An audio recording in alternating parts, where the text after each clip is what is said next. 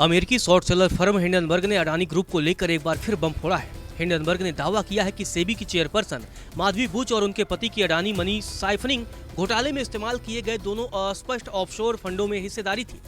Hindenburg ने अपनी report में अडानी ग्रुप और सेबी चीफ के बीच लिंक होने का दावा किया है।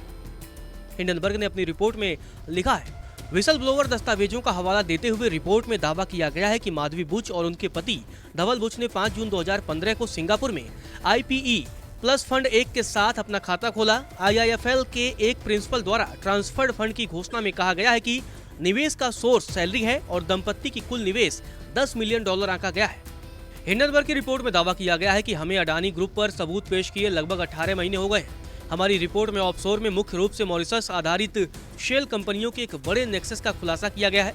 इन कंपनियों का उपयोग संदिग्ध अरबों डॉलर के अघोषित संबंधित पार्टी ट्रांजैक्शन, अघोषित निवेश और स्टॉक हेरफेर के लिए किया जाता है। हमारी रिपोर्ट की पुष्टि और विस्तार करने वाले 40 से अधिक स्वतंत्र मीडिया जांचों के साथ साथ सबूतों के बावजूद सेबी ने अडानी ग्रुप के खिलाफ कोई सार्वजनिक कार्रवाई नहीं की है। इसके बजाय 27 जून 2024 को सेबी ने हमें कारण बताओ नोटिस भेजा। सेबी ने हमारे 106 पेज के विश्लेषण में किसी भी तरह की तथ्यात्मक गलती का आरोप नहीं लगाया, बल्कि यह कहा गया कि जो भी सबूत दिए गए वो अपर्याप्त थे। हिंडनबर्ग ने अपनी नई रिपोर्ट में सेबी चीफ माधवी बुच को भी लपेटा है। हिंडनबर्ग ने अपनी रिपोर्ट में दावा किया कि मौजूदा सेबी चेयरपर्सन माधवी बुच और उनके पति धवल बुच के पास उसी अस्पष्ट ऑफशोर बरमूदा और मॉरिशस फंड में सीक्रेट हिस्सेदारी थी जिसका इस्तेमाल विनोद अडानी ने किया था। विसल ब्लोवर दस्तावेजों के अनुसार ऐसा लगता है कि माधवी बुच और उनके पति धवल बुच ने पहली बार 5 जून 2015 को सिंगापुर में IPE प्लस फंड 1 के साथ अपना खाता खोला था। वह हिंडनबर्ग की रिपोर्ट में दावा किया गया है कि ऑफशोर मॉरिशस फंड की स्थापना इंडिया इन्फोलाइन के माध्यम से एक अडानी निदेशक द्वारा की गई और यह टैक्स हेवन मॉरिशस में रजिस्टर्ड है। हिंडनबर्ग ने कहा कि ठीक उसी फंड का उपयोग किया जा रहा है जिसका इस्तेमाल गौतम अडानी के भाई विनोद अडानी ने किया था। हिंडनबर्ग ने कॉर्पोरेट मामलों के मंत्रालय के रिकॉर्ड की एक प्रति भी पेश किया। इस रिकॉर्ड के मुताबिक सेबी चेयरपर्सन के पास एगोरा एडवाइजरी नामक कंसल्टेंसी बिजनेस में 99% हिस्सेदारी है, जहां उनके पति एक निदेशक हैं। रिपोर्ट में कहा गया है कि 2022 में इस इकाई ने कंसल्टेंसी से $2,61,000 का राजस्व प्राप्त किया। वहीं हिंडनबर्ग की रिपोर्ट के बाद विपक्षी दलों ने सवाल उठाया है। कांग्रेस महासचिव जयराम रमेश ने सवाल उठाते हुए एक बयान जारी किया और कहा कि अडानी मेगा स्कैम की जांच करने के लिए सेबी की अजीब अनिच्छा लंबे समय से देखी जा रही थी, खासकर सुप्रीम कोर्ट की विशेषज्ञ समिति की ओर से। उस समिति ने अपनी रिपोर्ट में बताया था कि सेबी ने 2018 में विदेशी फंडों के अंतिम लाभकारी यानी कि वास्तविक स्वामित्व से संबंधित रिपोर्टिंग आवश्यकताओं को कमजोर कर दिया था और 2019 में पूरी तरह से हटा दिया था। हिंडनबर्ग रिसर्च के नवीनतम आरोप गौतम अडानी की ओर से सेबी अध्यक्ष के रूप में नियुक्त किए जाने के तुरंत बाद बुच के साथ लगातार 2022 बैठकों के बारे में नए सवाल खड़े करते हैं।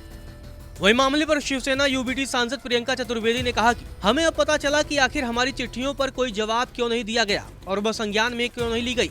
हम आम में सब नंगे हैं। इसी बीच तृणमूल कांग्रेस की सांसद महुआ मोइत्रा ने कहा कि असली अडानी शैली में सेबी अध्यक्ष भी उनके समूह में एक निवेशक है।